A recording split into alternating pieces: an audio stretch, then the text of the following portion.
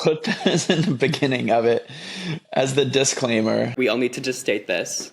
We liked this movie. Joe, did you like this movie? This movie is a 9.5 out of 10 for me. Jared, did you Fully. enjoy this movie? It's not a 9.5 for me, but I did like it, yes. Flip it around. Wicked witch. And she's not wrong. Hey everyone, I'm Mitchell. Welcome back to Let's Unpack That. Happy Thanksgiving. There's so much to be thankful for, including Wicked for Good is out in theaters. And I'm also so grateful to have these two here with me, Jared Alexander and Joe Hornberger. Welcome back to the pod. Good morning, Mitchell. Yay. Good morning. 8 o'clock in the morning. Rise and shine. Rise and do shine. Only for you. Hey, we'll get into why this is going on at 8 o'clock in the morning, because the schedule is between the three of us. You know, we have to coordinate. And this is the only time, and we were determined. Everyone loved it when we did this last year, and we were determined to do it again and deliver for them. So thank you guys both for making this happen. Thank you for having us. Well, Joe, I saw you back in June for Tina in Chicago. Yes. It was amazing. I have never seen anyone look better in a blonde wig. And an Australian accent. Gagged. Take that, Ariana. Really important question. Would you ever dye your hair blonde? Because it really was such a look. I was blonde for a week during the pandemic, and it looked so horrible. Really? Yeah. It didn't look... The wig was beautiful. That whatever color blonde it was, they did a really, really beautiful job with it. The blonde I had just looked horrible, personally. The lady who did it, didn't bleach it. Well, I also asked her not to. It was the whole thing. It didn't look good. So no, I will never go blonde again. But I was blonde as a kid. Is there evidence? Oh, Did you post the blonde? Personally, I did, and then I think I took it down. I have it. I'll send photos. Please. Yeah, the color of the wig was the color of my hair until I probably was 5 or 6. Really? Mm-hmm. It was so good. It was a nice golden blonde. It wasn't... Loved it. I wish I stole that wig. You should have. I know. Jared, so much has happened since you were here last in March. The first thing, and I think this is, and Joe's technically part of the story, but you danced at the Met Gala, and I just need to take back to when I discovered this was happening.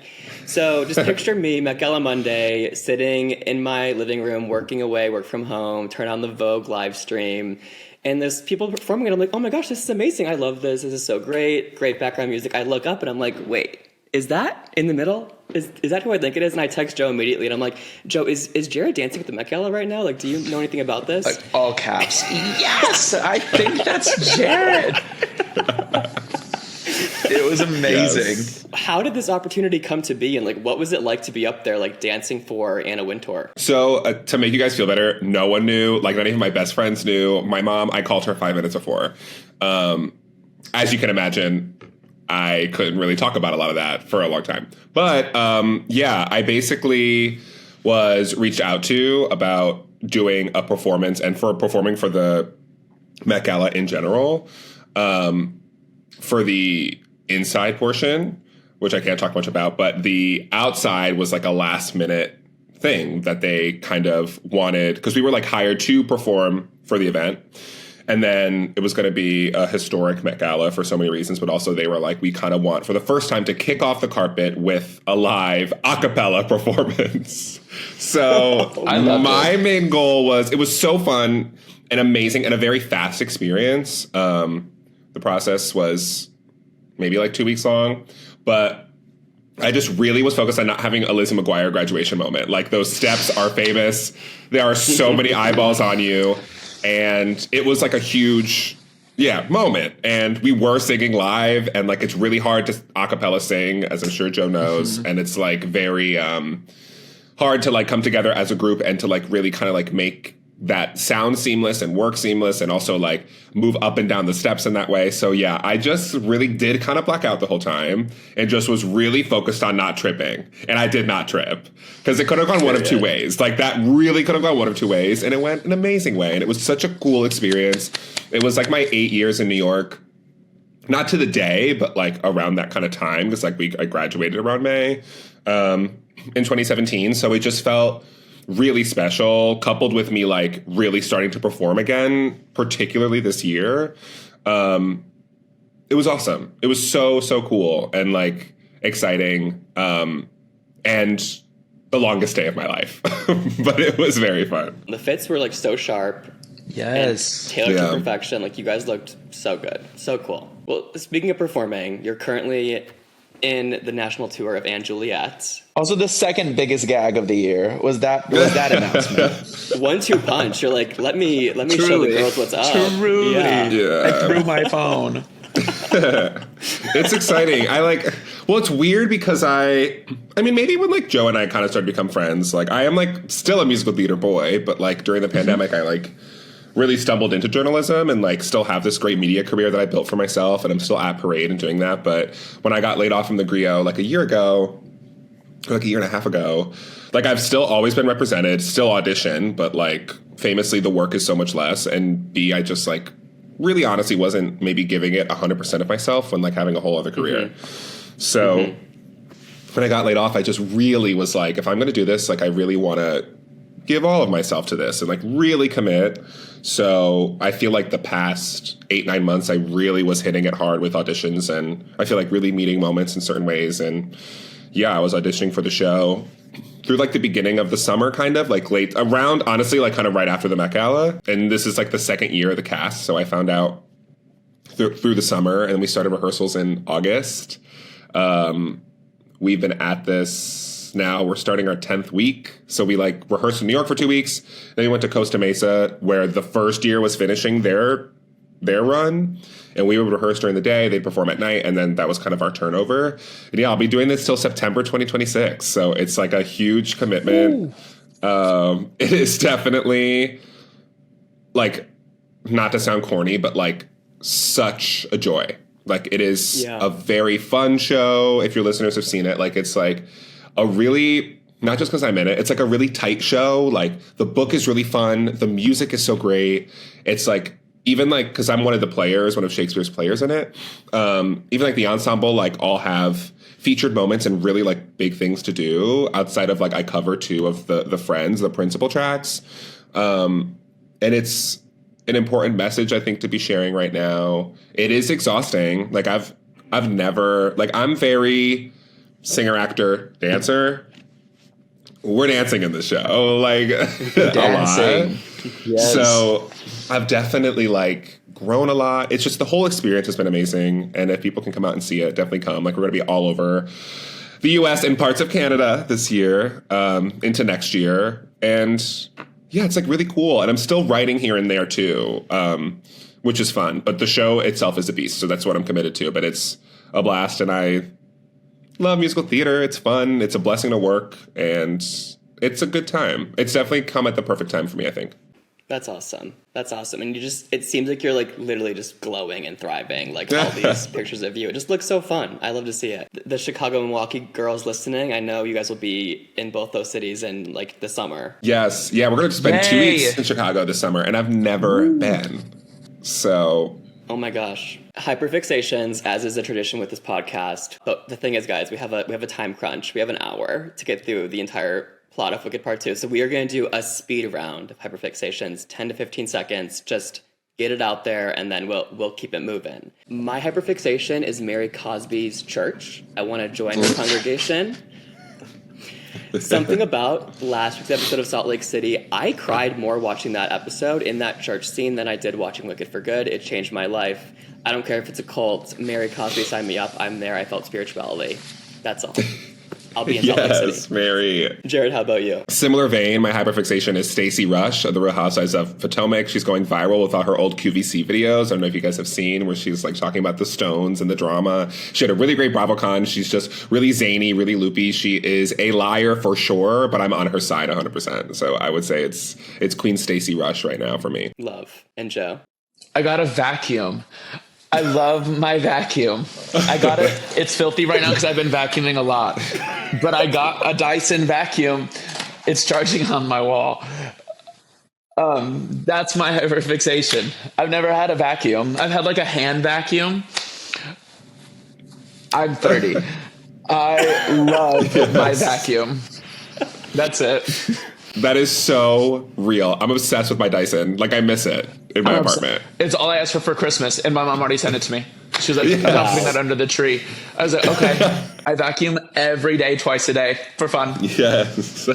I love that. I love it. Normalize cleaning. I think cleaning is the best thing you can Love do. cleaning. Love cleaning. I don't know how to take the compartment out yet. I have to figure that out. How to take the dust compartment. Yeah. It's going to feel like you're breaking it, but you're not. I know. I'm scared. I'm but also scared. It's a very aggressive. Right. Yeah. I'll look. I need to look it up on the YouTube. But yes, that's fine. Well, let's get into Wicked for Good. The movie came out last week. We're going to start from the top. Every Day More Wicked. It opens up a little bit differently than the stage show, with like this action sequence, and then there's some callbacks to songs from the first film. Joe, did you like how they changed this opening? I really, really liked it. I liked that I did want more from it, which I think is going to be kind of my thing throughout this entire hour. But I love that we got to see what kind of was going down between the movies. Yeah, I really enjoyed it. I just wish we had seen more of Glinda's rise, and I wish we had gotten to see more of like what Elphaba was up to and like what horrible things she was doing or being blamed for. And I would have liked to see more of like the animals. That scene that was in the trailers with the train and her in that green and pink I'm dress. sad it got cut. That was clearly from the sequence, and I think we really needed it. Yeah, I would have liked to have seen more of just like her like rise. But I did love it. I think it would have been weird if the movie had just opened it. Thank goodness. I don't think it would have been as strong as it does on stage. Yeah, I agree. I think on stage it works because it had been 10 minutes, 15 minutes or whatever in the Gershwin or wherever you're seeing Wicked. But I feel like we needed something, some sort of mega mix, as they say, to like reintroduce us. And also, frankly, like the movie now has the part one as something like kind of iconic moments that it was fun to like call back to some of those things, like with the Dear Galinda, you were just too good, but now her being Galinda the Good, not necessarily just Galinda. I think it is important to kind of reestablish and to reorient the audience before we tell the story again, and also just like show the passage of time. I feel like that was clearer than in the show, to be honest. Yeah. And it brings in the people that maybe aren't like the hardcore Broadway stans that maybe just saw the movie and they love these songs, and it gets them excited again. But that all leads up to Thank Goodness and I Couldn't Be Happier. Before this, we see how Glinda got her bubble and how this has been a lifelong dream of hers through this flashback scene, which I believe was something they reshot this past spring. They added that in, which I think was a good choice to see that and have that parallel with like Elphaba's flashbacks in the first film. And they kind of through that established Glinda's ability to tell a half-truth through her shortcomings. There's even that line where her mom essentially says that, her true power is people liking her, and that's all that matters. Joe, what did you think of this flashback in the Thank Goodness number? I thought it was nice. I understood its purpose. I think it was one of the things that like I would have been fine if it wasn't there. But I did think it was really sweet, and I do think it really framed and shaped more of the world Glinda comes from and her like mindset. And I also think it's a really relatable mindset. I think like a lot of us are told growing up that like, as long as you're nice, people like you, you'll get really, really far. And it's interesting to see like how that gets manipulated and twisted as you age and put into certain social circles. I think especially in like New York and gay New York and influencer culture New York, I think it's a very interesting perspective to have. So I did really enjoy it. I loved Thank Goodness. I liked the change from an engagement celebration to the Yellow Brick Road opening. I thought that was a nice touch. Kind of shapes the world a little bit more. Looking into the movie version, I think it would have been strange if it was just in the Emerald City celebrating a random engagement. I do wish it was a different dress. I wish we had gotten one other like gorgeous gown for her for that number. I was talking to one person and I was like, I love the blue dress. Nothing hits you on stage like that reveal post As Long As You're Mine. And it's the bubble gown. Like it's the first time you've seen it since the beginning of the show. So I would have liked to have maybe prolonged like the anticipation for that gown, but I did love it. I thought she sounded stunning. I'm glad they didn't kind of change it too much from the stage show. The song itself is intact. Which we can't say about everything else. I think, but I loved it. What do you have to say, Jared? I feel like you have a hot take to share. I similarly, I mean, I'm like a thank goodness gay. Like that number, I think if done right is like the heart and the crux of the show. It like makes me bawl most times when I see the show. I think Ariana sounded absolutely incredible. I agree with you about the change of the setting and everything. I do think upon like talking to friends, and I'm sure we're going to get to this, I think what makes that number, something about it just like didn't really stick the landing for me emotionally. And I was like kind of racking my brain as to why. Like it sounds more beautiful than ever. I thought she was acting it so well. Her choices were like so sincere. But I do think that the way the number was kind of like chopped up and hacked up to take out Morable's moments, like all that setup does lead you somewhere. And I do feel like the way it was constructed kind of took the wind out of her sails.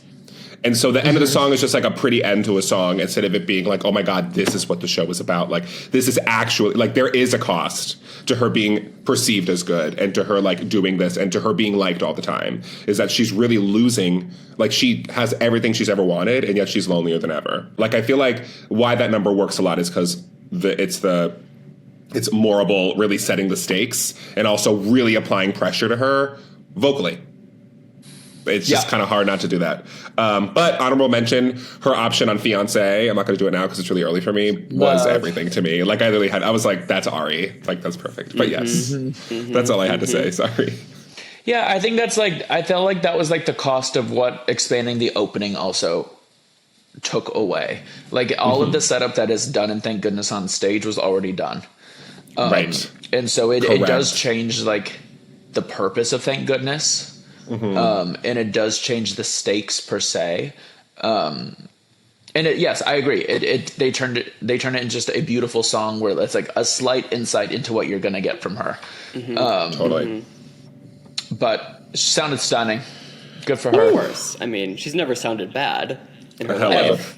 Ever. My only note visually on this was like when the confetti slows down is that everything else in the background doesn't slow down, and it really drives me crazy because I don't know what the intention of that is. Clearly they saw it when they were editing. Like, does it mean we're in her head? Like, I feel like they could have made that clear somehow. Like, what are you trying to say with that? I was reading things online and some people think that's like the first glimpse of her magic, but no one seemed to notice the confetti. Yeah. Yeah. You know, we have that scene with Fio and Glinda where Fio runs off. Morable changes the letters in the sky, and then that leads us to that No Place Like Home song, which is where Elphaba discovers the animals and Dulcie Bear trying to leave Oz, and she tries to get them to stay with a little patriotic ballad. And we love Dulcie Bear. What a queen. Love Dulcie Bear.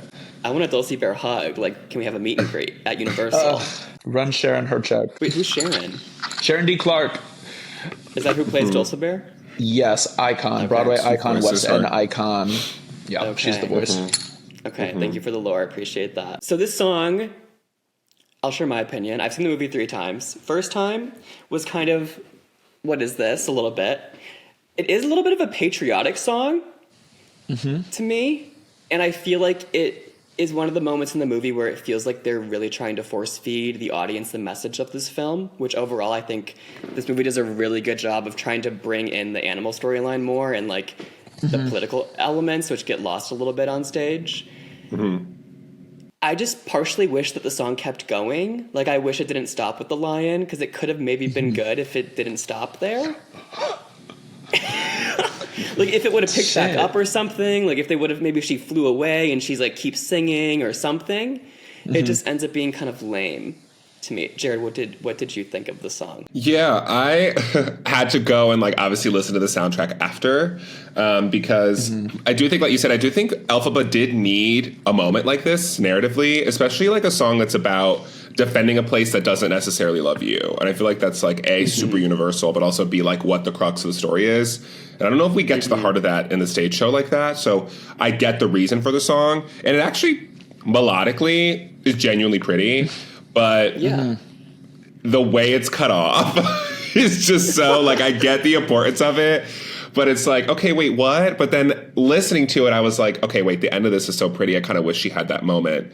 But then would that take away from No Good Deed? I don't know. But I think that just overall, pacing-wise, like, I understand the need for what they added to this movie, but sometimes it just feels like things feel shoehorned in, A or B, just like there was something off about the pace of it. Like it just felt very random. It felt like she was just like moseying about in the staging of it.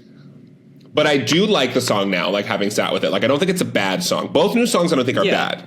But I think that like there's something about the structure of the story that it just kind of feels like we come to a screeching halt and then we kind of pick back up again, you know? Yeah. That's where I'm at with it. Yeah. Yeah, it was a side quest that wasn't fully explored, I think. Right. That kind of leads us then, I think, through either side of the song or, you know, around this area we also have like that whole new scene with Bach and Nessa with the train station and then that Wicked Witch of the East number. This whole portion is really built out a bit more. I personally loved Marissa and Ethan's acting here. I thought they did a good job. What did you think, Joe? I loved that scene. I was so happy we got to see a little bit more of that relationship. My heart goes out to Averick Arentio, that actor who basically had his entire role cut in both of these movies. Whoa. He was the other actor in that scene. So it was nice to see him again. I loved that scene. I thought it was great. I love seeing, because in the stage show the only scene you get is the scene right into Wicked Witch of the East, where Bach's basically like, she's enslaved the Munchkins and stripped all of us of our rights.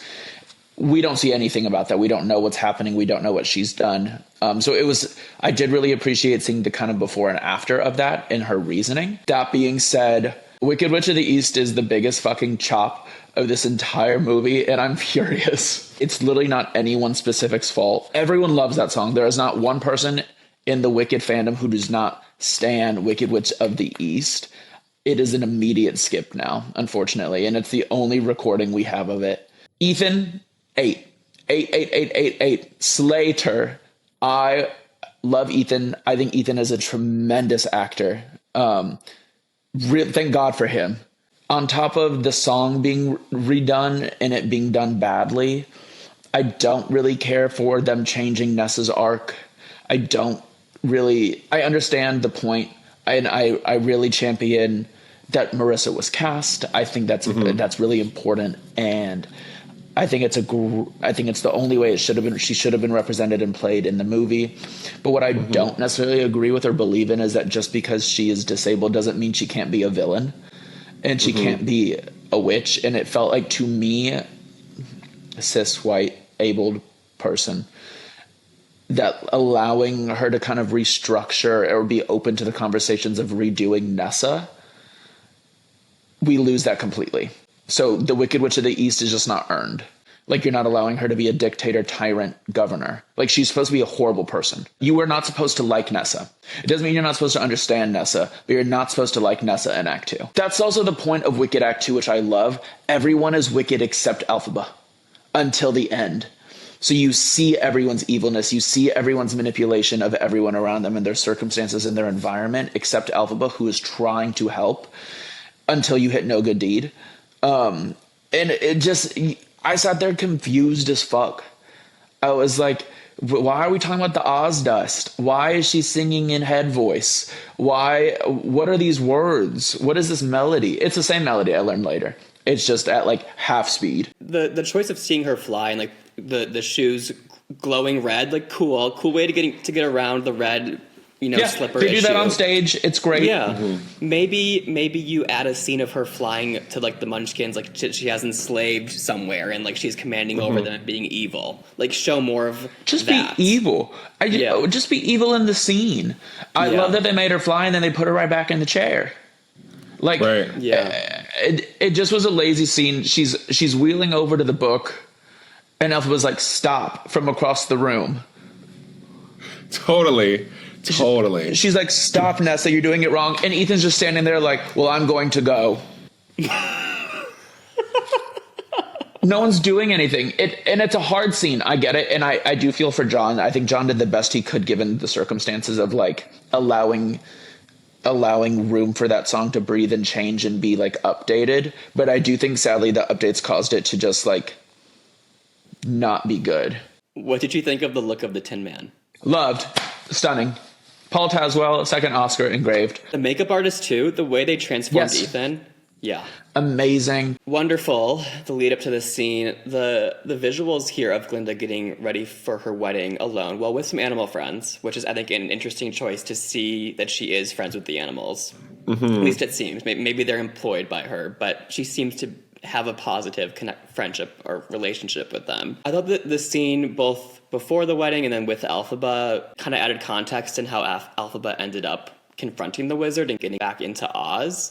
And I liked how they added Glinda to the song. How did you feel about these changes? Do you think that they worked? I think adding Glinda to Wonderful was a wonderful improvement, especially for people who, even biggest fans of the show, maybe aren't like, oh my God, I stand Wonderful. But I feel like, A, she just sounds gorgeous on it. And it really does make it more believable why Elphaba would, even for a moment, consider backtracking or consider reconsider all that she's done. I feel like that's a part of the story that's kind of like, it feels like a repeat beat, honestly, to Sentimental Man sometimes when you see the show, but this feels like genuinely different, and the stakes are really high, and especially just the way Glinda going, Elfie, I know you're out there, like that scene into that, her showing up, it's genuinely funny. I think it's shot really well. Could have shaved a minute or two off. Could have shaved a minute or two off the song, but I do think that like it is good, and I do think that it does help propel the story along in a way. There has to be like some sort of internal conflict for Elfie, and I think while the movie does such a good job at adding more context, sometimes I found myself, and I know this show pretty well, I know the story pretty well, kind of wondering, what was she really fighting for? Like, we weren't seeing enough. So this at least gave some conflict, because it did make it kind of hard. Like, even in some moments, it was kind of like, well, why didn't she just check in with Nessa? You know what I mean? Like, we weren't really seeing what she was doing enough to be like, why wasn't she just at the funeral for 2 seconds, you know? Because I feel like in the show, it's very clear that she's like, it's even clearer that she's like public enemy number one. And to them, she is like terrorizing the Ozians. And we don't see that at all. We see her like messing with like the guardsmen and with what they're doing with the animals. But in terms of outside of like just posters, we don't really see what she's doing. Anyway, I think that sequence was great. I loved their chemistry together. I think it's shot really beautifully when they're like in that grand room again with like the rainbow colors. I think it's really fun, really great. Again, it just felt like a little long, but that's kind of the Wizard's only moment, and it's Jeff Goldblum, so we need all the Jeff Goldblum we can get. But yeah, I felt like that really helped lead into that wedding sequence that is just devastating. Yes. And I love the behind the scenes clip that they released of like Yes. Ari like running behind the wall to get out. Like the fact that was all like one take. So cool. Yeah. So cool. Yeah. Well, Jared, I have a few, getting into the wedding scene here. My like immediate thought that really took me out of the movie is like, why is Glinda getting married in a hallway? Why is there no other place in Oz for her to get married besides? Right. Like, if you think about if we're trying to like tie into the Wizard of Oz, you're telling me that like that hallway from the Wizard of Oz that like leads to the throne room is where Glinda got married. Strange choice, but I mean I get limited sets, I guess. Right. And it does give us some cool visuals here when we have the parallel to Elphaba in the room next door with all the animals in their cages walking down the steps at the same time. It's cool. It works if you just, disconnect from reality a little bit. If you could have any brand style you for this wedding, what would it be? I immediately was like Tom Ford. Because I feel like that's just what like part one and like the Shiz University garb looked like. So it could be like a fun like callback to that. Because I would imagine myself to be like one of Glinda's like best friends from school, and like I'm like at the wedding just chilling. So like I feel like a Tom Ford moment would be fun. Joe, do you know which brand? Yeah, I think I would go with Bottega. Okay. Bottega Veneta. They have some Okay, beautiful suit wear. After the wedding, I mean, it's gorgeous. Beautiful staging. John Chu knows how to shoot a wedding. I mean, he made history with Crazy Rich Asians. Of course, he's not going to let us down again. In the scene after this, Glinda walks in to see the wizard in a cage and Fiyero leaving with Elphaba, and then with some of the best face acting ever, suggests going after Nessa. Jared, what would you do if you were Glinda in this situation? What would I do? I don't know if I would have done that. I think I would have been a bit more pissed when my man left off with my best friend. But I think that's the thing about Glinda is that, like, she is so focused on, like, appearing good at all times that even when she's betrayed, it's still this, like, it's a really complex reaction. And yeah, I just think that, like, there's a reason why that's the scene that, like, all the gays are posting a picture of Ari disheveled and sobbing and acting through that moment. Because I do think that that is probably the moment that I think landed the most and was really strong in the movie in terms of her, even how she brings up Nessa in a way that, like, you could be like, well, no, like, she just innocently, like, you know what I mean? It's always, like, in an effort that, like, her hands will always be sort of clean until they're not. That moment is just, it's really powerful. And, like, that's a big part of the story. Yeah, hopefully the Academy sees that scene and starts engraving her Oscar. This gets into the reprise of I'm Not That Girl and As Long As You're Mine, where we get I'm Not That Girl in the ruins of the wedding, which is diabolical. I caught on my latest viewing, why is it suddenly daylight outside? Why is it daylight? I would just like to say, I loved this movie. I think everything I've talked about so far on this podcast, Mitchell has set me up to where, like, I've been given the shit ends of everything to be like, I know Joe will say a lot. One of my first things that I really, really just aggravated me, and I think it's like ADD, of just like, why is it daylight all of a sudden? Because the wedding wasn't at 3 a.m. And, like, it has not been all night like this occurred. Because mainly the next scene is at night again. What I convinced myself of in my last viewing is that because Elphaba, like, destroyed the wedding and all the animals were out, that all the security lights turned on and they were shining on the windows. I'm screaming. the Oz ADT, right? Had to turn on. Sure. That is so funny. Okay, that gets us into Then As Long As You're Mine, which is Back in the Dark. Joe, how did you feel about it? Did you like this dynamic between Cynthia and Jonathan? I think they both have chemistry with, like, anything and everything. Like, I do find them both to be two of the most charismatic people in cinema, in theater. I also would just like to go on the record that I don't think anyone has ever looked as beautiful on screen as Cynthia Erivo. She is so captivating to watch on any medium. But this, it was a different level. Truly one of the most beautiful human beings to walk the planet. I loved it. I've seen a lot of discourse about it. The sex robe. I loved the sex robe with her chunky sweater. Cardigan. I love the ethnic cardigan. Come on. She's cold. She's out. She lives outside. Bitch, I'm cold. Like, I'm freezing too with my titties out. Like, yes, I am freezing. I just wish we would have gotten to relish in their relationship a little bit more. To make that stark, and it's a flaw in the show. They have to obviously, like, push forward with the plot and the scene. It's so abrupt that all of a sudden he's like, I'm going with her. I mean, people laughed at our showing when Ari's just like, go. I think the thing with this movie is you have to suspend, like, all disbelief of, like, cognitive realism at moments, and that's not a bad thing. I just think we're all so nitpicky because we all care so much about this show that we're just like, you could have done so much more. Why didn't you? And, like, I think we all like this movie. We all love this movie. The vocals are amazing. This movie. Overall, the packaging of it is incredible. And to close up on As Long As You're Mine, I mean, the vocals in that song are beautiful. The way that Cynthia and Jonathan sound together, it's just like, wow. Delicious. Yeah. This then gets into the cyclone touching down. Rest in peace, Nessa, screaming out Bach with every ounce of her being. Bach! She's just... One thing they fixed that I love that's about the cyclone is that I loved that we finally got to understand why Nessa was randomly in the middle of Munchkin Land, just hanging out. Can't fly anymore, but can't fly. Nope. Yeah, why wasn't she was there? Whatever. Someone tweeted, it was the funniest thing. They're like, imagine seeing your governor outside in a natural disaster shouting for the man who won't give her shit. In that whole sequence, then we get Fiero and the monkeys, and Chistery chooses and pledges allegiance to him, which overall, general comment, I love that they gave the monkeys agency here a little bit. And, like, them choosing to be with Fiyero and Elphaba, I think, was a nice little choice that they made. Of course, once Elphaba feels that something has changed, she heads to Munchkin Land and gets in a bit of a tussle with Glinda. Jared, how did you feel about this fight sequence? I liked it. It is like that's a scene that feels like it's so almost one-to-one to the show. It's like a very famous fight scene in the show.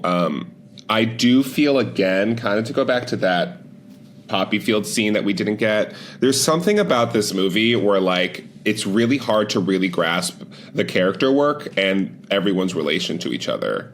So I did feel as though the stakes just didn't feel high enough. Like, we should have seen her grieve 2 seconds for Nessa.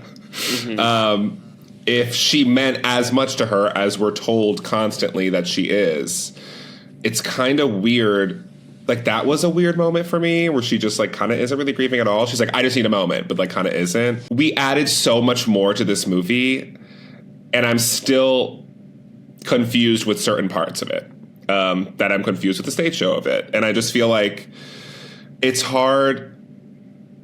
Yeah, that scene is hard. And also, I think that that scene in the show is such a relief because Act 2 was so much darker, and, like, you kind of need some laughs, and it's the first time we're finally in the Wizard of Oz storyline, so we're kind of, like, referencing that for the first time. I do feel that this movie, and we'll, I'm sure, get into it even more, but, like, sometimes contorts itself and bends itself over backwards to kind of, like, protect the Wizard of Oz IP in a way that I don't know if it helps 100%. Like, I was kind of thinking, like, yeah, it just it feels kind of jarring because we also know that, like, Elfie and Glinda, if we are assuming that it's that same timeline, like, they interact with each other a lot in that scene in front of Dorothy and them. But then it's as if they are, like, seeing each other for the first time, even though they just talked to each other for 2 seconds. Do you know what I mean? Like, so I do think that, like, it just kind of, the more you try and, like, not make too many choices to make it confusing, it gets more confusing, you know? Yeah. But great scene. They delivered it well. Their iconic lines, all very funny. And the fighting was fun. And it was a nice relief. It felt so theatrical in a way that I think you kind of just have to do because that's just how the scene is. And it brought some of that fun humor in from the first movie that I think a lot of those people that maybe haven't seen the musical are probably craving at this point in the movie. This then gets us into No Good Deed. I thought this was so good. I loved how they staged it, the flashbacks to really visualize what she's saying during the song. What did you think, Jared? It's, if not the peak of the movie, one of the strongest sequences for sure. I think it is. Basically, I think it's the definitive version of the song now. Like, I think that she obviously made her mark with Defying Gravity and with I'm Not That Girl with so many other moments, but this feels like her. Like, if Cynthia Erivo was going to be an Elphaba on Broadway, it would be like, oh my God, her No Good Deed. Like, that would be her thing. And I think that, like, it's so good. I think it finally leveled the stakes. We finally got to see her use some more magic. We finally got to see her kind of dip her toe into, like, morally, like, what is she doing? Like, is this good? Like, yes, she's saving people, but at what cost? And the vocal performance is just absolutely incredible. Her Fiyero option, her option up at the end, it's like, it felt like in our theater people were just cheering because it's like, that is the moment. That to me was like for sure the vocal moment of the whole film. It was No Good Deed. Do you agree with that, Joe? I would argue it's one of the best performances from an adaptation we have, like, in our vault. It makes up for anything, in my opinion, that I don't like about the movie. Like, correct. It's just great. Like, every decision, it's breathtaking to watch. On every level, to the point where I wish the rest of the movie kind of looked like that. It felt like that was like when we were like in the world. Yeah, it felt like we finally like locked in, like all engines are roaring and we are in Wicked. Yeah, and it makes me sad that I feel the same way with the stage show, that number is like a 9 o'clock, 10 o'clock number, because that's when the show really locks in my opinion, of like, oh shit, here we go. Which is why I also think that as long as your mind tornado scene towards the end, you're on the edge of your seat for the rest of the movie. Like it is bang, bang, bang, bang, but you are in it. Like I have never been so just like ready to go for the rest of the movie before. To where I wish they had extended the movie from that scene onward. Like I wish like then we would have gotten to see a little bit more of like how she's evil and her actually terrorizing these people, and like that from that to the end is almost where they didn't take any liberties from the stage show. That's where like they almost just were like, well, here's the script, just like we have no more time. Which was fine and it was great. I wish we got to see the back grown a little bit more. Because it's so fucking good. And that gets us right into March of the Witch Hunters. And I fear John Chu saw Ethan in SpongeBob and was like, I have a vision, I have a prophecy. Because holy shit, I mean, he gave us it before, but like this performance, this moment is amazing. Joe, how did you feel during that scene? Me walking down the street with my iced coffee and my headphones, I'm listening to March of the Witch Hunters, like walking to work. It was brilliant. It's a song that like has always been a bop. It's not one I ever like listened to or really cared for in the stage show, but like it is a great song. It was one of the highlights of the movie for me. Who doesn't love a mob song and like a mob scene? Did I feel it was earned in the sense of like, once again, we don't know why these people don't like her so much. Like, and it pulls into this thing of like, where did like water will melt her come from? And why does Glinda believe this? And like all of these things, but like, my gosh, is it a great scene? And Ethan, that look up to Glinda, and there's like discourse of whether or not she recognizes or knows it's Bach. I don't think she does. Yeah, I love that moment is there simply for the question mark, because like just the look in his eyes looking up to her. Fury. And whether or not she realizes it or not, it doesn't take away from how just like devastating that is on so many levels. You immediately think to like, he is still now a pawn, just like he was back at Shiz when she was kind of using him to get what she wanted through the Nessa of it all. So I do think that like it's great storytelling. I also loved there's so many references in that scene to think about, of just like Glinda never forced Bach upon Nessa in Dancing Through Life, like we wouldn't be in this situation either. Like, correct. I also love the aspect of like Fiyero and Bach are right there together. Do they know it's each other? But yeah, March of the Witch Hunters fucking bop. Ethan Slater, I hope you get some sort of recognition this award season. It was great. Fuck the lion. Stupid ass bitch. Fuck that lion. This scene gets us into Girl in the Bubble, which we're running out of time, so I'm going to have you each give me 3 words for your reaction to Girl in the Bubble. I'll say my 3 words. I'm coming up with these right at the top, right in this moment.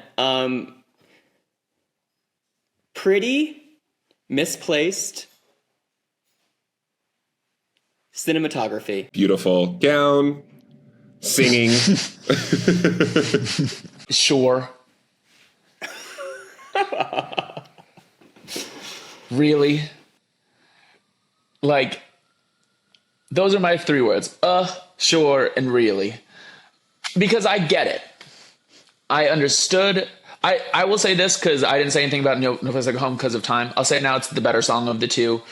I like that song better. I think it's a stronger song. I think the message of Girl in the Bubble is better and stronger, and I think that it was a great place to, like, have, and I understood like the need for it. Things like this, like I get the need for it, but then it takes the wind out of the sails of other things. I think the placement of this song then, like, it takes for me, less than the emotional impact of For Good, because there's a choice in For Good, and there's like a moment of them. She's already made the decision to be good or whatever, you know what I mean, or to like, and it shouldn't necessarily. I kind of like when it's a bit murkier. Even through For Good to the end, to the last beat of the show, when you still don't really know if Glinda's kind of up for that challenge and if she really is actually, you know what I mean? And I feel like in doing so much work to explain and to give her backstory and everything and to like be like, it was just, I don't know if it ultimately served that much. And I also think it just, for me, it was just like, it's so on the nose. The beautiful girl with a beautiful life. So this leads us into For Good. Glinda takes that horse. Seeing the version that they did on the TV special with Kristen and Indina, that broke me. Like, I was like sobbing, choking down tears to the point where I think tied with what you were saying, Jared, about Girl in the Bubble kind of dampening the emotional impact of this song. I like barely cried. I like teared up a little bit, but it wasn't the reaction that I was expecting to have, honestly. Correct. What were your reactions to this song? Same thing. I feel like the wind was taken out of its sails. I think they sounded great, if a little restrained, which I could kind of feel the decision to be like, okay, we've been like blowing all movie and like, let's like keep it a bit quieter. I'm like Old Testament traditionalist. I kind of wish they let it rip towards the end of it, but they sounded gorgeous.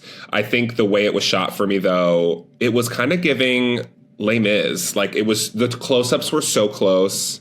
And I think, again, John's a great director, but I just think that like the shots were really uninteresting for me. I kind of felt the same about Thank Goodness too, where like something about it just like it was not a home run or a slam dunk for me, but it was good. It wasn't bad. It was good. But yeah, those are my thoughts. How'd you feel, Joe? I loved it. I did. I just thought it was beautiful. I mean, they could have stood there on the same shot for all I gave a fuck at that point. To hear them sing it, it was beautiful. I had no notes about it. I loved it. And that leads us then to the memorable scene, like Goodbye. I loved seeing her taken away on the monkeys. I just hope she's living the worst life. She really tried to send that PR to the max. Someone said, though, they were like, that lady has such powers, though. Like, how are you being taken away by monkeys? Jared, do you think that Glinda got magic at the end? Maybe. Yeah. Like, I think any interpretation is great. I think some people are like, oh, it's a sign that she knows that Elfie maybe opened it, or that it's open to her now, or that she finally maybe is getting what she wanted. But I feel like, yeah, if she has magic, great. If not, she already can do good without it. And I feel like that's kind of the point, too, you know, is that, like, she doesn't need magic to do good. She doesn't need the Grimoire to do good. I think it could be a lot of different things.